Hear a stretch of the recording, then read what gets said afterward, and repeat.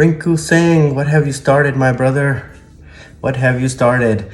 This past Sunday, when Rinku Singh hit 5 sixes in a row to win the match for KKR, every game this week, so now it's like 5 days in a row, have gone down to the last ball of the last over. And today, it went down to the second last ball of the same over. If you guys remember, first it was KKR on Sunday beating GT, and then on Monday I believe it was LSG chasing that 212 total by RCB, and that was a last minute thriller. We all know what happened there. Harshal Patel misses that run out. It's a crazy game. And so that comes down to the last ball. Then the next game, Mumbai Indians and Delhi Capitals, comes down to the last ball itself. And then Cameron Green and Tim David pull it through. And then yesterday there was CSK versus Rajasthan Royals. Again, last ball, last over, 4 days in a row. And today we had the Punjab Kings versus Gujarat Titans, and it also came down to the very last ball of the inning. And man, what a game it was. And today was the penultimate ball of the innings, and what a great game. Punjab's luck is just off right now. 4 straight losses in 4 straight games in terms of the toss. I'm talking about they're 2-2 in terms of the wins and losses. And then Prabhsimran Singh, he gets consecutive ducks, and now he joins Suryakumar Yadav, Sanju Samson, and I believe in the IPL. With players with current consecutive ducks, and man, that is some nervy moments in the third game for those 3 batters coming up, because you don't want to get that third straight duck. Then it really adds to the pressure. And I was praising him so much earlier this year after the first 2 games, and then he's gotten ducks the last 2 games. So that is the nature of the sport, and the T20 format in particular. And Suryakumar Yadav, I read some crazy stats. He's had 4 golden ducks in the last 6 innings. Golden ducks, like first ball ducks, in the last 6 innings, in the last less than a month, like 28, 29 days. I think he's had 4 ducks, and then overall I think he's had like 6 maybe ducks this year. I was watching one of my favorite podcasters, the Great Cricketers, and I was watching their show, and man, that is just unbelievable. And so today for the batting, we got to give a shout out to Matt Short. He really got them going in the earlier 10 overs. He was the only one who batted fearlessly on Punjab today. Shikhar Dhawan, he was due for a low score because he's the IPL orange leader, the orange cap holder right now. So, that's fine.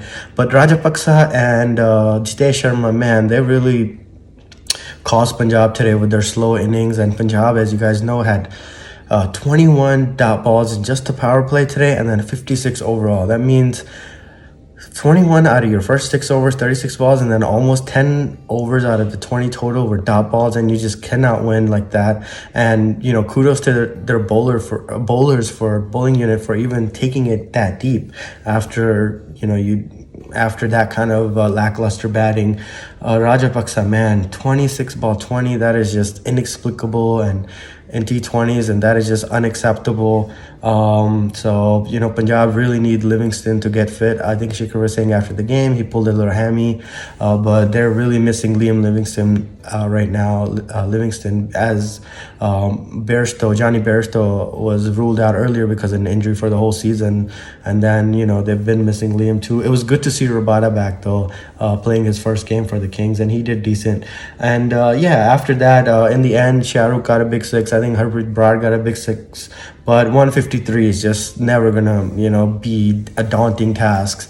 So it was really easy for the Gujarat batters to really cruise home, because on a Mohali pitch, which is like black soil pitch, and with green grass, so it's really, the ball comes on really nicely to the bat, especially when it's a new ball and it's hard. Once it gets a little soft later in the innings, it doesn't come on as nicely, and it gets a little tough. It starts gripping a little bit on the surface.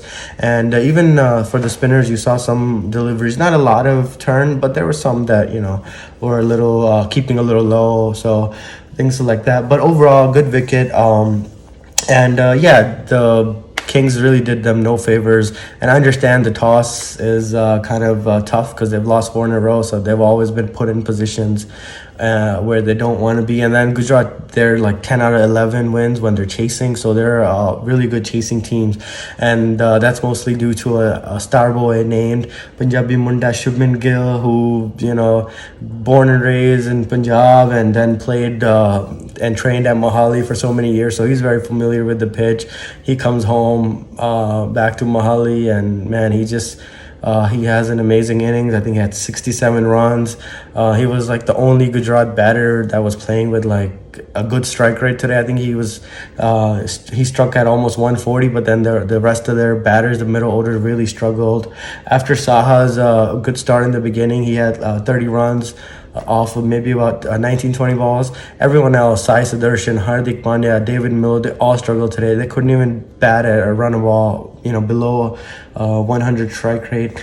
But then, when you have a superstar like Gill, a player like that will cover up for a lot of mistakes.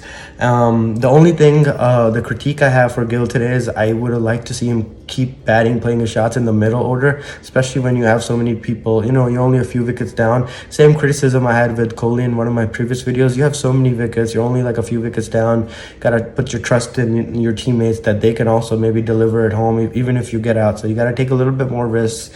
And he did well, but he did maybe slow down a little, like Kohli did the other day during the middle orders, because in his mind, they were cruising, and they did manage the run rate really well. By the time he got out, Gujarat Titans were one hit away from winning, and in 5 balls. So they had 5 balls to hit like just 1, maybe 6 or 4, and they would have won anyway. So he did his job, but you don't want it to get to the 20th over. And it's not, you can't just critique the batsman for that. You also got to credit the bowling. Sam Curran's 18th over, amazing. Arshdeep's 19th over, he gets that monkey off his back. He's had some 19 over troubles for Team India, and I don't know if for Punjab, but Team India a few games, but he gets that monkey off his back, and he's back to normal business, because as we know, he's one of the best death bowlers, and that's where he made his reputation, death bowling in the IPL. And then he gets called into the Indian national team,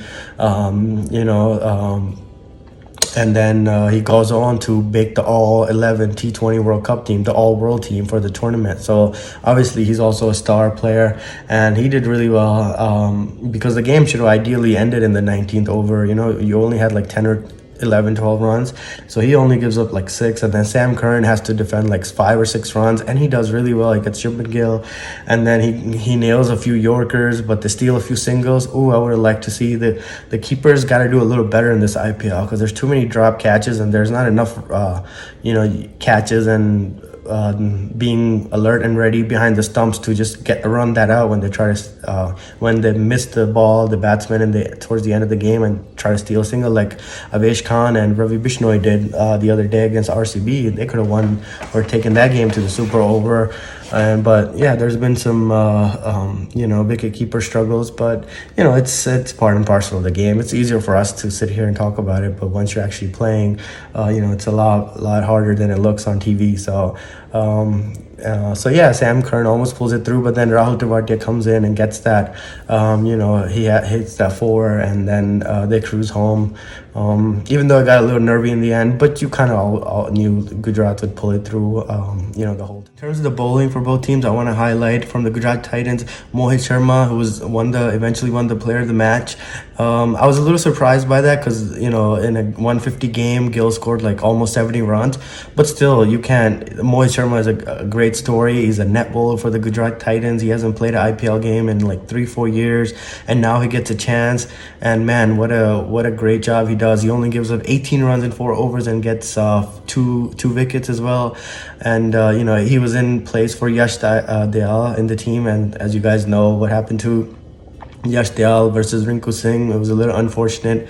He gave up 69 runs that game against KKR, so that was a little tough. So hopefully he's in good spirits because it's a game, it's a sport, things like that will happen. So Gujarat Titans decided to give him a break and bring in Mohit Sharma, and man, he really gave them good value. And then in terms of Punjab, obviously we touched on Sam Curran and Arshdeep, who were the two stars of Punjab Kings. But then also it's good to see Rabada. He's also a world-class bowler, and even though he was a little touch expensive today, he did get the wicket of I believe it was the opening batsman, Ridhman Saha. And apart from that, it's just good to see him. And he became the quickest IPL player to 100 wickets. So congrats to him. That's a huge achievement. I think he beat Lasith Malinga by like 6 games. He accomplished it in 64, and Malinga took 100. And apart from that, the most economical bowler in terms of the economy was Harpreet Brar. So it's good to see him perform, because the last few games he was a little shaky. And then not only did he, he's an all-rounder, even though he's a bowling all-rounder. He got that big 6 and got some valuable runs in the end for Punjab, but he also got the big wicket of Hardik Pandya, the Titans captain, and his economy was only five runs per over. So really good job by him. And there's a few players I want to talk about. Shubman Gill, man, what amazing batsman. His skill level is just off the charts, and now he has a complete 360 range of shots. The last few years, he's really developed every single shot in the book, and he already had a lot of them, but he just got stronger, and he developed that offside power game too. Now he can easily clear the inner circle and easily hit sixes on the offsides now. So that's really something that's really opened up his game a lot, because a few years ago he was more of a leg side player. Now he's completely, he scores in every direction. So his it's just immaculate. His stroke play is just immaculate. I think there was a few shots that I want to highlight. That one, I think it was a short bouncer kind of by Sam Curran, and he just smacks it straight down over the bowler's head like a tennis shot. And I think it was so funny because the commentators were talking about, oh, this is now Wimbledon, but that's what that shot reminded you. It was just like swinging a tennis racket, and man, that was just crazy. It was like this high, and he just it wasn't that slow of a ball. It was like almost 136 137 kmph. Apologize, the vlog got a little interrupted. So Sam Curran, he hits that 6 off the tennis ball, 4 off Sam Curran, and it's just so funny to see Sam Curran's reaction. He's like, oh my god, like, he just couldn't believe it, and neither could the commentators. And then the 6 he hit of Kagiso Rabada, he just made it look so effortless. And I want to say Gill and Ian Bishop, man, that's a batsman commentator combo made in heaven. And I in recent memory, I can't remember a commentator batsman that good. And Simon Dewell also raves about him every time Shubman Gill is batting, and along with Harsha. But Ian Bishop, when he hit that 6 off Rabada, he was like, oh, good grief. It was like dynamic power and silky smooth. How do you generate all of those in one shot? So that was just really a nice piece of commentary. And Sai Sudarshan, he's a good young player for the Gujarat Titans. I just want to mention, I think he's still lacking a few shots, and although he's been doing well, that's something Gujarat has to look at. I still think he needs a little bit more time to develop. He's quite young, and he has trouble rotating the strike, so he really looks for he lacks some shots, some range of shots, so he really looks for boundaries, which means you're inherently going to take a lot more risks. So I think he still needs a little bit of time to develop, because in high chasing games, and this was obviously 150 game, and then when you have a batsman like Gill on your team, he covers up for a lot of mistakes. But in games that are high stakes, high chasing, he's to put it nicely, he's just not ready yet. He's only like 2021, so he'll have his time, but he needs to improve a little bit more. And in terms of Punjab Kings, I think they have a few things to figure out now. After the innings by Matt Short today, I don't think you can really drop him next game. I think he has to get another go, and so that means Livingston probably comes in for Rajapaksa, because Sam Curran is undroppable, and even Kagiso Rabada is, he's just too good.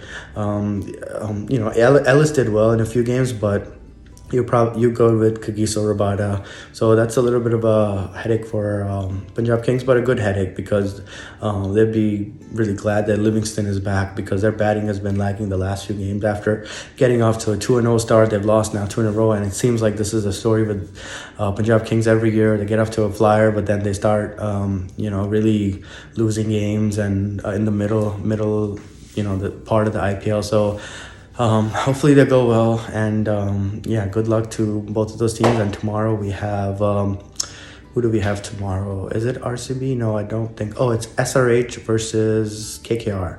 I think it's in Hyderabad. So that's gonna be a good game. I'm Rinku Singh and KKR coming off that high, that winning off versus ET, and Hyderabad is also coming off a win against PBKS. So both teams are coming off wins with momentum.